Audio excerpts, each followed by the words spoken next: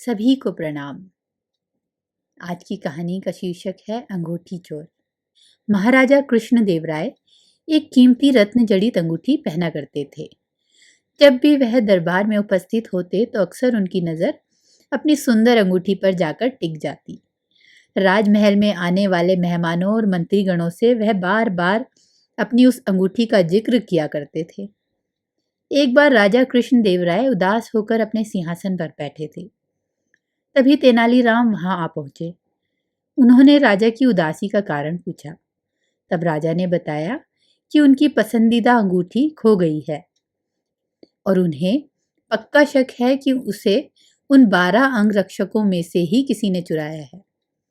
क्योंकि राजा कृष्णदेव राय का सुरक्षा घेरा इतना चुस्त होता था कि कोई और चोर उचक्का या सामान्य व्यक्ति उनके नजदीक भी नहीं जा सकता था। तेनालीराम ने तुरंत महाराज से कहा कि मैं अंगूठी चोर को बहुत जल्द पकड़ लूंगा। यह बात सुनकर राजा कृष्णदेव राय बहुत खुश हो गए। उन्होंने तुरंत अपने अंगरक्षकों को बुला दिया।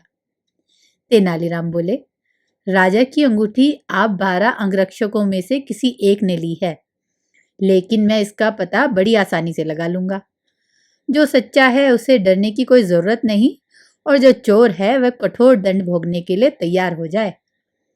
तेनालीराम ने बोलना जारी रखा, आप सब मेरे साथ आइए और सबको काली माँ के मंदिर जाना है। राजा बोले, क्या कर रहे हो तेनालीराम? हमें चोर का पता लगाना है, मंदिर के दर्शन नहीं कराने। महाराज, आप धैर्य रखिए, जल्द ही चोर का पता चल जाएगा। तेनालीराम ने राजा को सब्र रखने को कहा। मंदिर पहुंचकर तेनालीराम पुजारी के पास गए और उन्हें कुछ निर्देश दिए। इसके बाद उन्होंने अंगरक्षकों से कहा, आप सबकी बारी बारी से मंदिर में जाकर माँ काली की मूर्ति के पैर छूने हैं और फौरन बाहर निकल आना है। ऐसा करने से माँ काली आज रात स्वप्न में मुझे उस चोर का नाम बता देगी। अब सारे अंगरक्षक बारी बारी से मंदिर में जाकर माता के पैर छूने लगे। जैसे ही कोई अंगरक्षक पैर छूकर बाहर निकलता, तेनालीराम उसका हाथ सूंघते और एक कतार पर खड़ा कर देते। कुछ ही देर में सभी अंगरक्षक एक कतार में खड़े हो गए। महाराज बोले, चोर का पता तो कल सुबह लगेगा, तब तक इनका क्या किया जाए? नहीं महाराज, चोर का पता तो लग चुका है।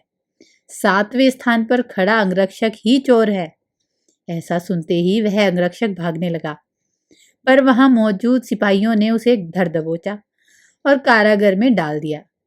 राजा और बाकी सभी लोग आश्चर्यचकित थे कि तेनालीराम के बिना स्वप्न में देखे कैसे पता कर लिया कि चोर वही है।